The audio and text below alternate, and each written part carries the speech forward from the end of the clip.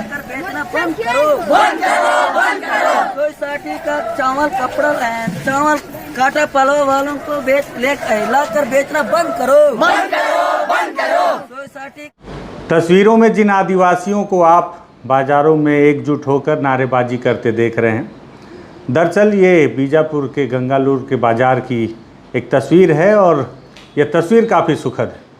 बस्तर में इन दिनों लगातार अलग अलग क्षेत्रों में अलग अलग मांगों को लेकर आदिवासियों के आंदोलन चल रहे हैं और हर आंदोलन पर हमने आपको अलग अलग तस्वीरें भी दिखाई। हर बार जो भी आंदोलन होते हैं, कई दफ़े बस्तर में लगने वाले सुरक्षा बल के कैंप के विरोध में होते हैं, तो कहीं पुलिस के प्रताड़ना के विरोध में, और अलग अलग मांगों को लेकर आदिवासियों के आंदोलन। लेकिन ये जो विरोध प्रदर्शन हो रहा है, ये जो आंदोलन हो रहा है, ये इसलिए सुखद है क्योंकि ये आदिवासी अपने हक की मांग कर रहे हैं, जिसके लिए मैं कई दिनों से लगातार प्रयासरत था कि बस्तर के अंदरूनी इलाकों में आदिवासियों के साथ किस तरह से उनके अधिकारों का हनन किया जाता है। क्या है पूरा मामला, इस पर बातचीत करते हैं। नमस्कार, मैं विकास तिवारी हूँ और आप बस्तर टॉकीज़ देख रहे हैं। दरअसल अगर आपको याद हो तो इसके पहले मैंने कई दफ़े इस पर रिपोर्ट किया है। मैंने अबूझमाड़ के कुतूल से एक रिपोर्ट तैयार किया था और साथ ही साथ सुकमा ज़िले के तोंगपाल के क्षेत्र से एक रिपोर्ट मैंने तैयार किया। इसके साथ ही और भी कुछ रिपोर्ट्स हैं जो मुझे अभी फ़िलहाल याद नहीं है, लेकिन अगर आप बस्तर टॉकीज़ के पिछले वीडियोज़ में जाएंगे तो आपको कई ऐसे वीडियोज़ या रिपोर्ट्स आपको मिल जाएंगी जिसमें मैंने इस बात का जिक्र किया है कि सरकार कागज़ों में जिस तरह से आदिवासियों की हितैषी बनती है, ज़मीन पे वो हित अधिकतर पहुंचता ही नहीं। जिस तरह से किसी समय राजीव गांधी ने कहा था, स्वर्गीय राजीव गांधी जी ने कहा था, माफ़ी चाहूँगा, कि हम यहाँ से 1 रुपये भेजते ज़रूर हैं लेकिन ज़मीन पर 15 पैसे ही पहुँच पाता है। बिल्कुल उन्होंने ज़मीनी स्थिति को भांपते हुए बयान जारी किया था और आज भी कमोबेश वही स्थिति है। चाहे हम चाँद पे पहुँच गए हों, लेकिन योजनाएं ज़मीन पर नहीं पहुँच पाती हैं। ये काफ़ी दुखद है और यही वजह है कि सरकार कोई भी हो, चाहे वो कांग्रेस की हो या छत्तीसगढ़ में भाजपा की सरकार हो, सब ने आदिवासियों के हित के लिए कई योजनाएं लाई, लेकिन योजनाओं का असली अधिकार उन आदिवासियों को नहीं मिल पाया या लाभ उन आदिवासियों को नहीं मिल पाया जिनके नाम पर ये सारी योजनाएं फलीभूत हुई। अब आप ये जो तस्वीरें देख रही हैं, ये गंगालूर के बाज़ार की हैं। हालांकि तस्वीर 2-4 दिन की पुरानी की है और लेकिन आज मेरे पास पहुंची तो मुझे लगा इस विषय पर बातचीत करना ज़रूरी है, क्योंकि मुझे खुशी है इस बात की कि आदिवासी बाज़ार में विरोध प्रदर्शन कर रहे हैं। क्यों कर रहे हैं?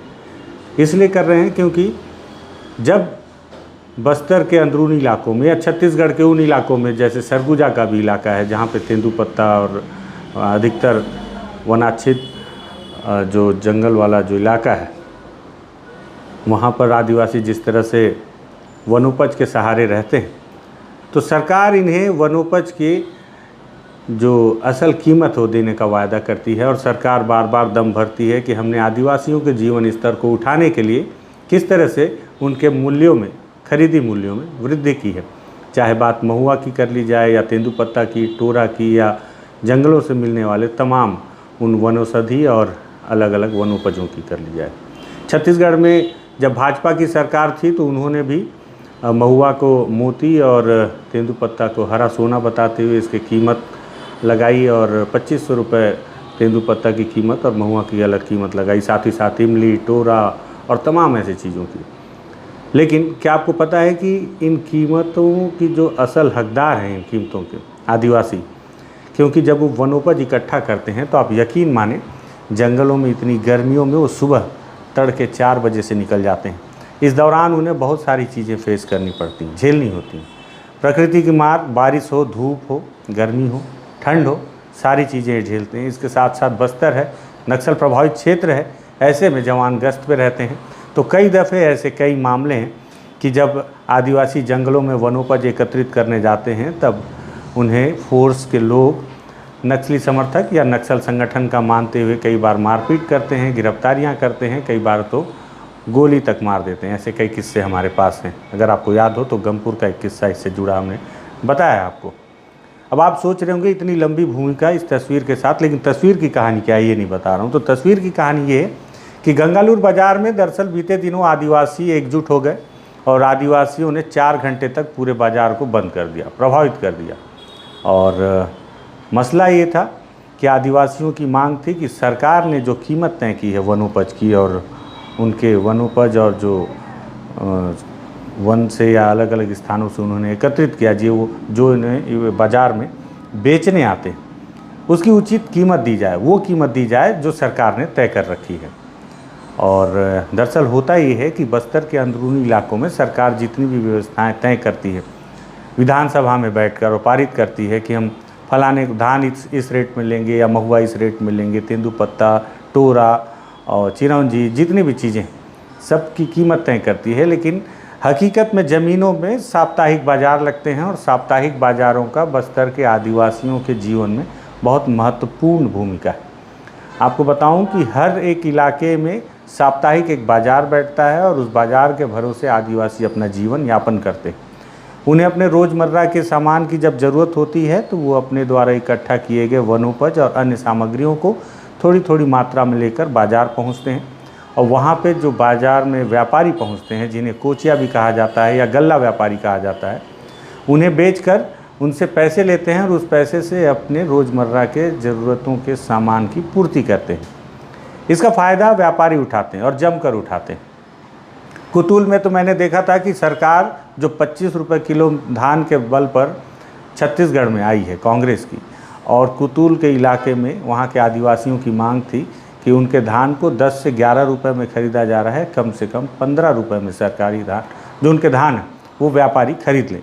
अब आप सोचिए कि सरकार 25 में खरीद रही है, लेकिन आदिवासियों से, उस इलाके के आदिवासियों से उनके धान को केवल 10 से 11 रुपये में ख़रीदा जा रहा है। बीच का एक लंबा फ़ायदा व्यापारियों के जेब में जा रहा है और इस पर कोई सुनवाई भी नहीं।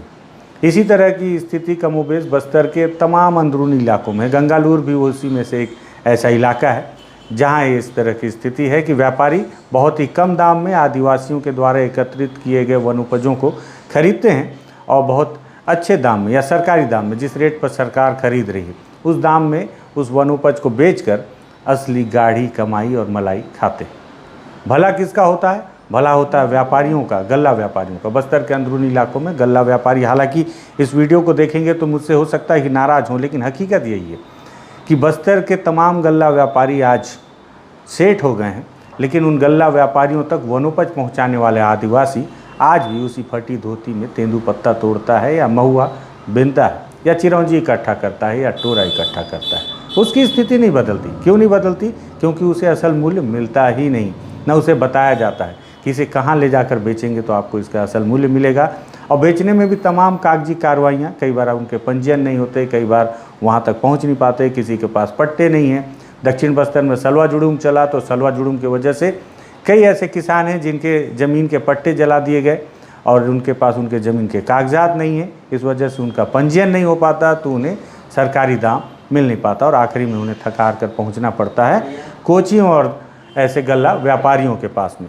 तो इस तस्वीर को देखकर मुझे इसलिए सुखद अनुभूति हो रही है क्योंकि मैंने इस पर कई बार रिपोर्ट तैयार की और आखिरकार बीजापुर के गंगालूर क्षेत्र से वो तस्वीर निकल कर आई जब आदिवासियों ने 4 घंटे तक पूरे बाज़ार को बंद करके रखा, केवल इसलिए कि उनके वनोपज का, उनके सामान का उचित मूल्य दिया जाए व्यापारियों के द्वारा।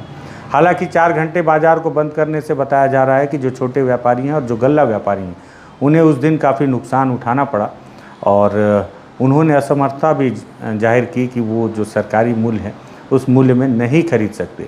लेकिन खुशी इस बात की है कि आदिवासियों को उनके अधिकार की जानकारी होने लगी है और अब वो इसको लेकर आवाज़ उठाने लगे हैं। 4 घंटे की आवाज़ सही, लेकिन एक आवाज़ बस्तर के बीजापुर क्षेत्र के गंगालूर से उठी ज़रूर है।